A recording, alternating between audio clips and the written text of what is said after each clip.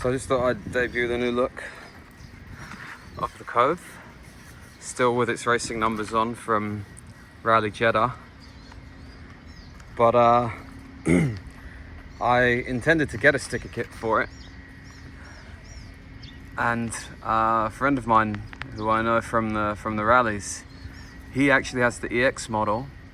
He won the Jeddah rally as it goes, but he has the EX model, and he ordered this sticker kit, and SDKA out in Australia had confirmed with him that it does fit the EX model. And then when it arrived, it didn't. Obviously the tanks are different, both the front tanks and the rear tank. I think the only things that they share in common panel-wise is maybe the front section and the front mudguard. So they refunded him and said no need to send it back. And gentleman that he is, he just threw it my way.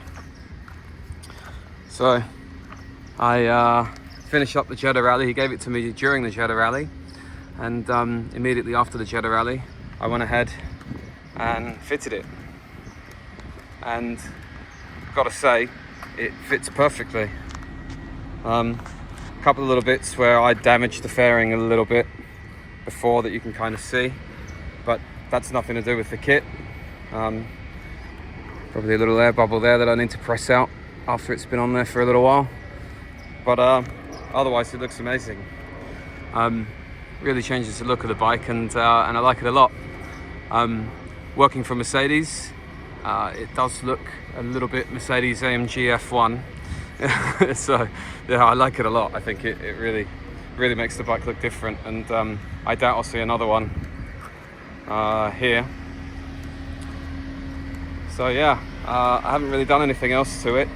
I need to tidy up all of this. I've just registered for Rally Hail, so I need to tidy up all this rally tower. This was just kind of a panic install ahead of the Rally Jeddah. So next weekend I'm going to remove the speedo cap. I'm going to mount it up here. I had to just bend this out of the way just to make it work on the day. So I'll trim all of this off. I'll find a better home for the GPS antenna, and as I say, put the speedo cap above, move this down a little bit, and yeah, obviously keep the switch there. Also, I'm going to shave the nubs off of this so that I can actually bolt it on properly. At the moment there's a real big old gap. The cool thing with the speedo cap is I ordered the additional, or I bought it with the additional wiring harness, so that you can run it without the Unic 4. So it will give you the cap and speed. What does this give you? Yeah, cap, speed, time. Well, maybe that's it actually. I don't know. It's just doing the GPS startup at the minute, acquiring the satellites. But something nice to have. I've bought it, so I might as well use it when I'm off the bike. Yeah, so it's got time, heading, speed, just speed. Oh, sorry, just heading, just speed. Yeah, that's all it gives you actually.